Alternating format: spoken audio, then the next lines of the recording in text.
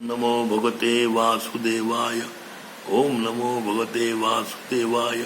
ओम नमो भगवते वासुदेवाय नमः। देवियों सज्जनों, आज ये जो प्रश्न पूछा गया है ये बहुत उत्साहपूर्वक प्रश्न है जो कि विद्वान मनुष्य ने पूछा है। उनका नाम है संतोष पुजारी जी और वो पूना के हड़पसर में रहते हैं। उन्होंने पूछा है कि सतयुग में कितने मनुष्यों की आबादी थी और कलयुग में इतने मनुष्य कहाँ से आए हैं, और सतयुग में जीवों पशु पक्षी कितने थे और ये पृथ्वी कितनी बड़ी थी, इसका मुझे जानकारी दीजिए। अभी संतोष पुजारी जी, आपको नमस्कार। आपने जो प्रश्न किया है कि सतयुग में कितने मनुष्य थे, अभी हमारे भारत में 130 से 140 करोड़, नेपाल अपना चाइना में 150 से 170 करोड़, पूरे यूरोप में मिला के 80 से 90 करोड़, उसके बाद अफ्रीका में 60 से 70 करोड़, अमेरिका पूरा वेस्ट और मतलब अमेरिका नॉर्थ और वेस्ट मिला के कम से कम 70 करोड़। तो कुल मिला के हम लोग मनुष्य योनि, ह्यूमन बींग्स, अफ्रीकन हो, अमेरिकन हो, यूरोपियन हो, एशियन हो, इंडियन हो, ये सब मिला के हार्डली 500 से 600 करोड़ तक है, 700 करोड़ बढ़ गए। लेकिन सतयुग में मनुष्य 700 करोड़ नहीं थे। सतयुग में हर मनुष्य के पास कम से कम 100 एकड़ जमीन, उसके बाद खुद का घर, मतलब कम से कम गरीब से गरीब 100 एकड़ जमीन और कम से कम 5000 स्क्वायर फीट का घर था। उस हिसाब से देखा जाए तो पूरे सतयुग में उस समय सिर्फ 2 करोड़ लोग थे। 2 करोड़, इससे ज्यादा मनुष्य नहीं थे। 2 करोड़ मनुष्य थे। उसके बाद कई पशु पक्षी थे, कई वृक्ष थे, मतलब 100 एकड़ में कई वृक्ष लगाए हुए थे, फल थे, फूल थे। कोई खाता नहीं था इस तरीके से। लेकिन फिर दूसरे जो जीव हैं, बंदर थे, अनंत बंदर। फिर उसके बाद बंदरों की प्रजाति थी, बालू प्रजाति के थे, फिर छोटे काले मुंह वाले थे, लाल मुंह वाले थे। फिर उसके बाद मगरमच्छ थी जल में और पृथ्वी पर सब जगह विचरती थी। बड़े बड़े पक्षी थे, गरुड़ के परिवार था, जटायु का परिवार था। तो सब लोग फल और कृषि पर आधारित थे। उसके बाद सप्तऋषि थे, सप्तऋषियों की वंशज थी, उनका कुल था, प्रजापति थे। सब मिला के उतने, जितने कहा मैंने, उतने ही लोग थे। अभी ये जो विस्तार हुआ इस ब्रह्मांड में, आज से समझो जब टेलीस्कोप जब पहली हुई थी 1972 में, नासा ने देखा कि हम एक ब्रह्मांड के अंदर में किधर तो भी है।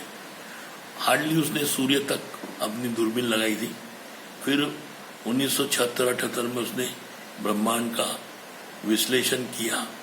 नहीं, हम लोग जिस ब्रह्मांड में, गैलेक्सी में, मिल्की वे में, वो सबसे छोटा है, उससे बड़े बड़े ब्रह्मांड है। तो ऐसा करते 1986 तक नासा ने डिक्लेयर किया there are unidentified, unknown big galaxy. 2000 आते आते उन्होंने कहा कि वहाँ शराब का भी एक बहुत बड़ा ब्रह्मांड है, अमृत का भी बहुत बड़ा ब्रह्मांड है, जल का भी बड़ा ब्रह्मांड है, अग्नि का भी बड़ा ब्रह्मांड है, ब्लैक होल है, बिग बैंग है।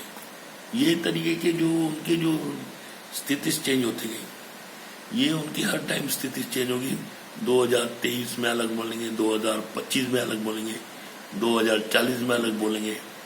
तो ये बोलते रहेंगे। लेकिन जो हमारे भागवत में, हमारे ग्रंथों में, हमारे शास्त्र में कहा गया है, ये जो ब्रह्मांड है ये विस्तार होता है, एक्सपेंड होता है। मनुष्य जीव जैसे एक्सपेंड हुआ है, वैसे ब्रह्मांड भी एक्सपेंड हो रहा है। उसके भी ब्रह्मांड कई मॉलिक्यूल्स हैं, जुड़ते हैं, नाइट्रोजन, ऑक्सीजन, प्रोटॉन, न्यूट्रॉन, ये करते करते करते कि गोलाकार बन जाता है। लेकिन ये कैसे? फिर बोला गया भाई ये जो ब्रह्मांड है वो एक बुलबुला है, बुलबुल जो पानी में निकलता है, बबल्स बोला जाता है, जो सर्फ में डाल के यूं घुमाते हैं, तो वो है, उसका अस्तित्व है। तो जो बुलबुला है, पानी का बुलबुला, कोई वाटर जैसी चीज है या कोई बहुत बड़ी एयर है, उसमें फ्लोट होता है, तो उस स्थिति इसमें चले गए। तो ये हम लोग कई करोड़ों वर्षों से बोल रहे हैं, कई करोड़ों वर्ष। सनातन धर्म में ये चीज का उल्लेख है कि हम लोग माइग्रेट हैं, हम लोग इस पृथ्वी के नहीं है। कई ब्रह्मांड में हम लोग पहले भी थे, वहां से यहाँ आए, प्रलय में हम मत्स्य अवतार के द्वारा इस पृथ्वी में आए, यहाँ ऑक्सीजन है, यहाँ ऑक्सीजन में रह रहे हैं। इससे पहले हम लोग नाइट्रोजन में भी रहते थे, वहीं भी लोग रहे। फिर वहाँ एलियंस हैं, वो होंगे, कुलदेव हैं, देवता हैं, उनके लोग हैं, ऋषि हैं, उनके सप्त ऋषि लोग हैं। फिर उसके बाद ध्रुव तारा है। तो ये पूरा ब्रह्मांड एक मिजरी है जो उनको किसी को समझ में नहीं आएगा। और जिस तरीके से आपने प्रश्न किया है कि जो जीवों का उस टाइम 20 करोड़ या लोग थे और सबको अपनी अपनी जगह थी, और अभी जैसे महाभारत में लड़ाई हुई तो उसमें 11 अश्विनी सेना, अश्विनी मतलब 11 लाख सेना थी कौरवों के पास, और 9 लाख सेना थी पांडवों के पास। टोटल मिला के 20 लाख, 20 से 30 लाख सैनियों का लड़ाई हुआ था। तो उस वक्त जो आबादी थी एट द मोस्ट कम से कम 40 से 50 करोड़ थी। 40 से 50 करोड़ की आबादी में इतनी बड़ी आबादी का विध्वंस हो गया, जिससे 25 से 30 लाख लोग मारे गए, मतलब कम से कम 10% लोग मारे गए। तो इसका अर्थ ये समझ लीजिएगा कि उतनी आबादी में बच्चे, औरतें, बुजुर्ग, तो मतलब काफी तरीके से नुकसान हो गया। तो वो महाभारत का महायुद्ध हुआ उस काल का, जो 18 दिन के अंदर 20 लाख से 25-30 लाख लोग मारे गए। तो अभी ये जो विस्तार है संसार का चल रहा है, उस संसार का विस्तार और बढ़ेगा। कलयुग में और मनुष्य बढ़ेंगे। अभी जो 700 करोड़ है वो 1 लाख करोड़ तक भी पहुंच सकता है।